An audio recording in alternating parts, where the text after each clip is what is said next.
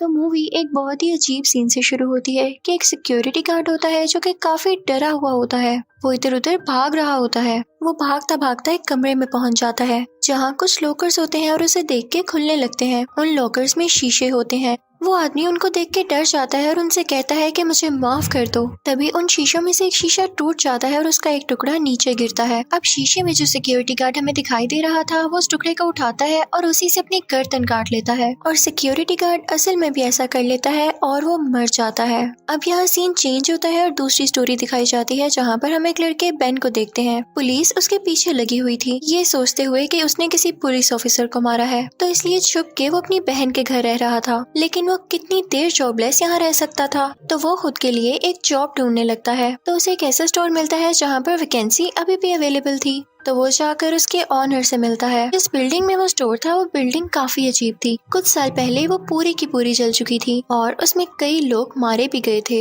ये बिल्डिंग काफी बड़ी और सुनसान थी। अब उन दोनों में बात डन हो जाती है कि आखिर बेन का काम क्या है। स्टोर का ऑनर बेन से कहता है कि तुम्हें इस बिल्डिंग के सारे शीशे साफ रखने होंगे, मुझे गंदे शीशों से उलझन है। तो बेन कहता है कि हाँ क्यों नहीं। और अब वो वहाँ से आता है अपने घर जहाँ पे उसकी वाइफ और उसका बेटा होता है। लेकिन उसकी वाइफ उससे कहती है कि क्यों आए हो तुम यहाँ पर, तुम जहाँ रह रहे हो वहाँ जाकर छुप जाओ। तो बेन कहता है कि मैं अपने बेटे से मिलने आया हूँ। अब इन दोनों में लड़ाई हो जाती है और फिर वहाँ से चला जाता है। यहाँ हम ये भी फील करते हैं कि बेन काफी गुस्से वाला था। इस चीज के लिए वो मेडिकेशंस भी ले रहा था। बेन की जिस स्टोर में जॉब लगी थी वो रात में थी, वहाँ पर लाइट भी नहीं होती। तो बेन अपनी टॉर्च लिए इधर उधर चल रहा होता है। उसे एक बड़ा सा शीशा दिखाई देता है, उस पर हाथ के निशान होते हैं यानी हैंड प्रिंट्स होते हैं।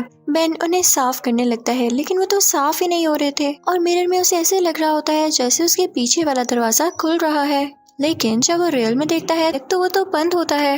लेकिन वो इस बात पर ज्यादा ध्यान नहीं देता और अगली रात जब वो दोबारा ड्यूटी पर आता है तो देखता है कि उस शीशे पर दोबारा से निशान है। तो उसे लगता है कि हो सकता है कि मेरे अपने ही हाथों के हों। और जैसे ही वो शीशे को टच करता है तो वो टूट जाता है। वहाँ पर अजीब व गरीब चीजें होने लगती हैं। ऐसे लग रहा था जैसे कुछ लोग शीशे के अंदर चल रहे हों और वही आग बेन को भी लग जाती है। लेकिन जब वो गौर करता है तो वो बिल्कुल ठीक होता है। तो उसे लगता है कि हो सकता है ये मेडिसिन का असर हो। उसे नीचे से एक वॉलेट मिलता है और ये उसी का वॉलेट था जो इंसान मारा गया था, यानी इस स्टोर का पहला सिक्योरिटी गार्ड। उसको समझ नहीं आ रहा होता कि हो क्या रहा है, क्योंकि मिरर में उसे अभी भी अजीबोगरीब चीजें दिखाई दे रही थी, जैसे किसी औरत का हाथ। तो वो मिरर उठाता है और अपने साथ ले जाता है और उस स्टोर में और जगह देखने लगता है जहाँ पर उसे एक चली हुई औरत दिखाई देती है जो कि काफी खौफनाक थी। दूसरी तरफ बेन के बेटे को भी मिरर में ये सारी चीजें दिखाई दे रही थी, लेकिन उसकी मदर कहती है कि बेटा तुम परेशान ना हो, तुम सो जाओ।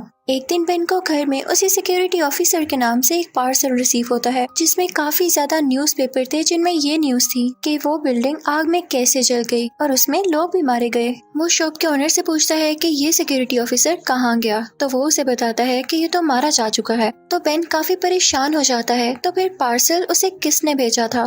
बेन की वाइफ एक हॉस्पिटल में डॉक्टर होती है और उसी हॉस्पिटल में सिक्योरिटी गार्ड की बॉडी भी थी जो कि फ्रीज की गई थी। बेन अपनी वाइफ से कह के उसकी बॉडी देखता है, लेकिन तभी उस सिक्योरिटी गार्ड की बॉडी का रिफ्लेक्शन उसे बुरी तरह से डरा देता है। अब दूसरी तरफ घर में हम बेन की बहन को देखते हैं जो कि शीशे में बैठ के अपनी इयररिंग्स उतार रही होती है, लेकिन जब वो शॉवर लेने जाती है तो उसका रिफ्लेक्शन शीशे में ही रह जाता है, जो कि अपना मुंह पूरी तरह से खोलने लगती है और उसमें से काफी ब्लड आने लगता है। और दूसरी तरफ बेन की बहन का मुंह भी अपने आप खुलने लगता है और उसकी पानी में ही डेथ हो जाती है।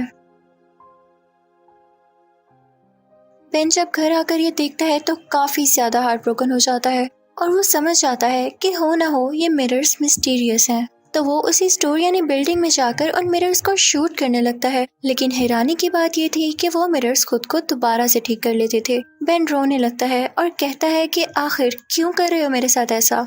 तो मिरर पर एक नाम लिखा हुआ आता है और ऐसा नाम उस सिक्योरिटी गार्ड के वॉलेट में भी मिला था, यानी उस सिक्योरिटी गार्ड की डेथ और ये मिरर्स इस नाम से कहीं ना कहीं कनेक्टेड जरूर थे। लेकिन जब वो इन्वेस्टिगेशन करता है तो इसे इस नाम का कोई आदमी नहीं मिलता। अब वो न्यूज़पेपर पढ़ने लगता है जिसमें ये लिखा हुआ था कि एक आदमी ने जानबूझकर उस बिल्डिंग को आग लगाई। वो खुद भी इसमें काफी बुरी तरह से जल चुका था और अभी भी जिंदा है और एक हॉस्पिटल में है। तो बेन उससे मिलने जाता है। अब बेन उससे मिलने जाता है और उससे पूछता है कि तुमने बिल्डिंग को आग क्यों लगाई। तो वो कहता है कि मेरा इसके पीछे कोई बुरा मकसद नहीं था। मैं उन मिरर से तंग आ चुका था और जिस आदमी का नाम वो बार बार लिख रहे थे वो मुझे कहीं पर भी नहीं मिल रहा था, जिसकी वजह से मेरी फैमिली भी मारी जा रही थी। मैंने उन मिरर्स को डिस्ट्रॉय करने के लिए उस बिल्डिंग को आग लगाई, लेकिन फिर भी उन मिरर्स को कुछ ना हुआ, बल्कि इस आदमी में खुद भी जल गया। अब बेन समझ जाता है कि अगर उसे भी वो आदमी ना मिला तो उसकी फैमिली भी मारी जाएगी और उसकी जान को भी खतरा है।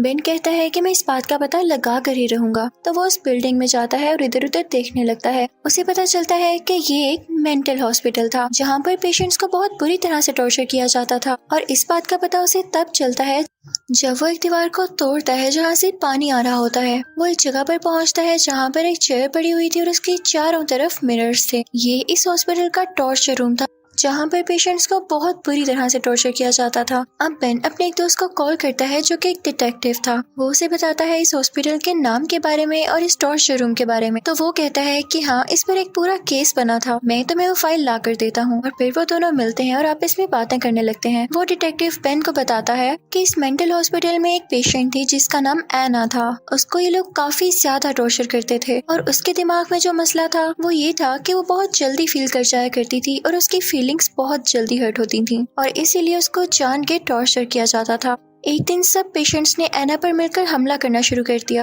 जिसकी वजह से एना मारी गई और बाकी पेशेंट्स भी मर गए। इस हॉस्पिटल पर बैन कर दिया गया और ये हॉस्पिटल हमेशा के लिए बंद हो गया और उसके बाद इस पर एक स्टोर बना दिया गया। लेकिन वो स्टोर भी ठीक न रह सका, वो चल गया और अब बिल्डिंग तुम्हारे सामने है, सुनसान, और कोई भी यहाँ नहीं आता। लेकिन बेन के पास जो पार्सल आया था उससे ये पता चलता है कि एना को तो उस वाक़े से 2 दिन पहले डिस्चार्ज कर दिया गया था, यानी पेशेंट्स की डेथ एना के साथ नहीं हुई। बेन काफी पागल हो रहा था इस चीज को लेके, तो वो इस पर और रिसर्च करने लगता है कि मैं पता लगा कर ही रहूंगा कि आखिर हुआ क्या। अब दूसरी तरफ घर में बेन का बेटा शीशे के सामने बैठ के खुद ही से बातें कर रहा था। जब उसकी मॉम ये देखती हैं तो कहती हैं कि बेटा ऐसा क्यों कर रहे हो, इधर आओ मेरे पास। और जब वो अपनी मॉम के पास जाता है तो उसकी मॉम ये देखती हैं कि शीशे में उसका रिफ्लेक्शन अभी भी है। ये देख के वो काफी डर जाती हैं और अपने हस्बैंड यानी बेन को कॉल करती हैं। बेन कहता है कि मैं आ रहा हूँ, किसी शीशे के सामने मत जाना। और वो आते ही सब शीशों को और खिड़कियों को कवर कर देता है, उन पर पेंट्स कर देता है। अब बेन किसी तरह एना के घर का पता लगाता है तो उसे उसके घर वालों से ये पता चलता है कि वो वाकई में पागल थी और काफी ज्यादा एग्रेसिव भी थी, यानी उसे गुस्सा बहुत जल्दी आता था। उसे हॉस्पिटल भेज दिया गया, उसे काफी टॉर्चर किया गया, लेकिन स्टिल वो ठीक हो गई थी और कुछ अरसे बाद अपने घर वापस आ गई। लेकिन जब वो वापस आई तो घर के सारे शीशे अजीबोगरीब एक्टिविटीज करना शुरू हो गए, यानी उनमें अजीब अजीब लोग दिखाई देते थे। एना की हालत दोबारा से बिगड़ने लगी तो उसे ऐसी जगह भेज दिया गया जहाँ पर कोई शीशा नहीं था। तो बेन कहता है कि मैं उससे मिलने चाहूंगा, चाहे वो जिंदा हो या ना।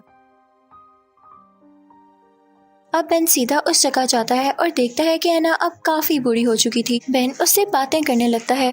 उन दोनों के दरमियान एक वुडन नेट थी। बेन एना से कहता है कि क्या आप मेरे साथ उस मेंटल हॉस्पिटल दोबारा आ सकती हैं? तो एना कहती है कि नहीं, उस वक्त मेरे अंदर एक डीमन था, जब मुझे टॉर्चर किया जाता था वो डीमन कई डीमंस में बदल गया और अगर मैं दोबारा वहाँ पर गई तो वो डीमंस जो कि अब शीशों में कैद है दोबारा से मेरे अंदर आ जाएंगे। बेन उसे अपनी फैमिली का वास्ता भी देता है कि मेरी फैमिली मर रही है, इस वजह से आपको आना होगा। तो एना उसकी बात का कोई जवाब ना देते हुए वहाँ से चली जाती है।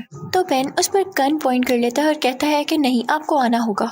दूसरी तरफ हम ये देखते हैं कि रात हो चुकी होती है और बेन का बेटा अपनी मॉम के पास से गायब हो जाता है। जब उसकी मॉम उसे ढूंढने जाती है तो देखती है कि हर तरफ पानी है। वो जब वॉशरूम जाती है तो बाथटब में कोई रिफ्लेक्शन उसे खींच लेता है और उसे मारने की कोशिश करता है।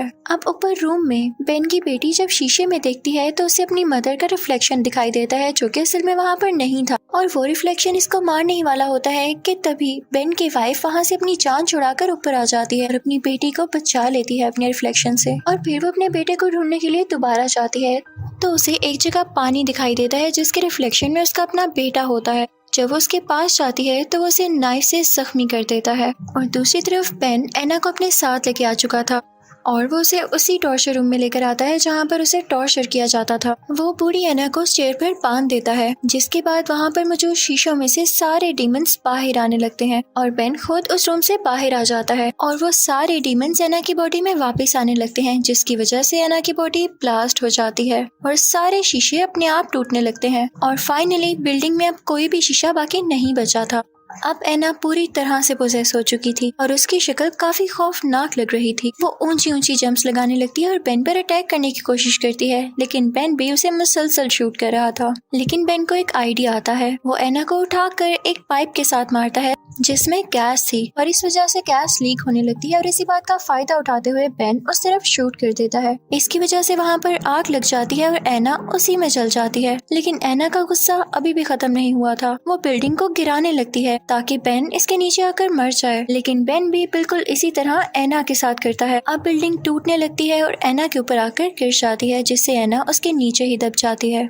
अनलकीली बिल्डिंग का कुछ हिस्सा बेन के ऊपर भी गिर जाता है, लेकिन बाद में उसे रेस्क्यू कर लिया जाता है। दूसरी तरफ घर में बेन के बेटे को उसका अपना ही रिफ्लेक्शन खींच लेता है, लेकिन उसकी मदर उसे आजाद करवा देती है और अपने बेटे को ठीक करने लगती है। लेकिन जब बेन उस बिल्डिंग से बाहर आकर देखता है तो उसे हर चीज उल्टी लिखी हुई नजर आ रही थी। तो उसे ये पता चल जाता है कि वो अब मिरर वर्ल्ड में है। यकीनन वो भी मारा जा चुका था और वो कभी भी मिरर से बाहर नहीं आ सकता, क्योंकि वहाँ के सारे मिरर्स अब टूट चुके थे। और इसी सीन के साथ ये मूवी यहीं एंड हो जाती है। Thank you for watching.